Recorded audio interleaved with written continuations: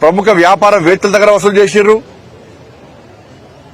దొంగదందా చేసే రాజకీయ నాయకుల చిట్టా తీసుకొని వాళ్ళ దగ్గర వసూలు చేసి కొత్త దొంగతందాకు తెరలేపిరు వీళ్ళు. సినిమా హీరోయిన్ల ఫోన్ ట్యాప్ చేసి కూడా ఏ విధంగా లబ్ధి పొందినో అంత జగమెగిరిన సత్యం. ఏమనుమానం దానిలో.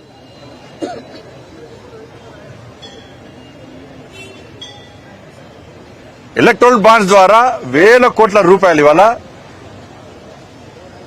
బీఆర్ఎస్ పార్టీ వసూలు చేసింది. బీఆర్ఎస్ పార్టీ ఇవన్నీ వాస్తవాలే.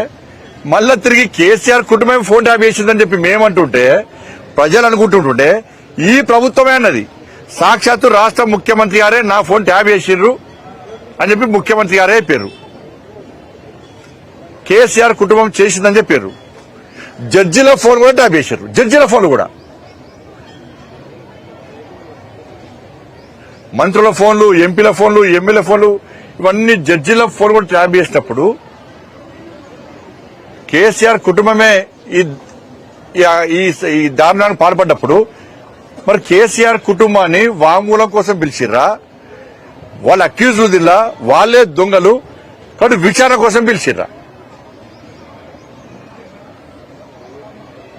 ఒక్క వ్యక్తిని అరెస్ట్ చేయకపోతే మీరు, ఒక్క వ్యక్తిని ఇంతవరకు ఒక్క రాజకీయ నాయకుడిని అరెస్ట్ చేయకపోతే దీనికి మూల కారణమైనటువంటి ప్రభాకర్ రావు అనే వ్యక్తిని కాపాడడానికి ఈ కాంగ్రెస్ పార్టీ ప్రభుత్వం ఏ విధంగా సహకరించిందో జగమెగిరిన సత్యం.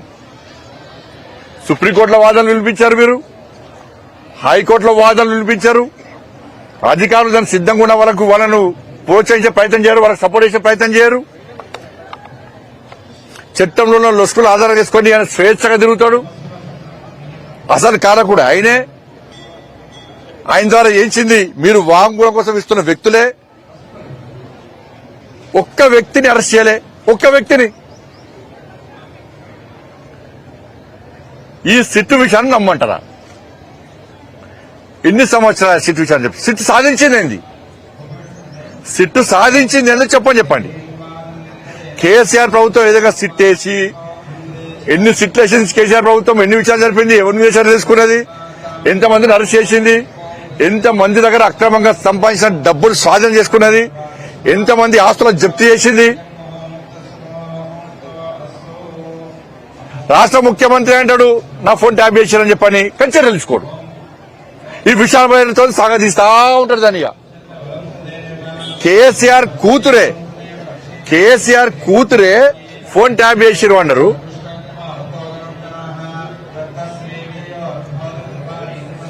కేసీఆర్ అల్లుడు హరీష్ రావు గారు చాలా ఒక సంవత్సరం పాటు ఆయన ఫోనే వాళ్లే, ఆ విషయం అందరూ తెలుసు. ఆయన ఫోన్ సంవత్సరం పాటు ఫోన్ వాళ్లే. ఇన్ని సాక్ష్యాలున్నాయి, ఇన్ని ఆధారాలున్నాయి, ఇది చర్చ జరుగుతున్నది, ఇది వాస్తవం.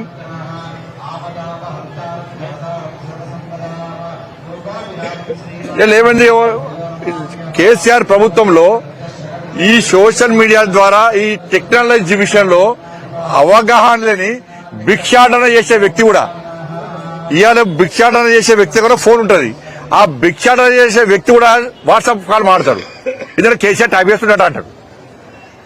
భిక్షాటన చేసే వ్యక్తి కూడా వాళ్ళ భార్యతో కానీ వాళ్ళ కుటుంబ సభ్యులతో నార్మల్ కాల్ మాట్లాడాలంటే భయపడే పరిస్థితి, అంత దారుణమైన ఘోరమైన పరిస్థితి కేసీఆర్ ప్రభుత్వం అయ్యాడు. ఇది వాస్తవం.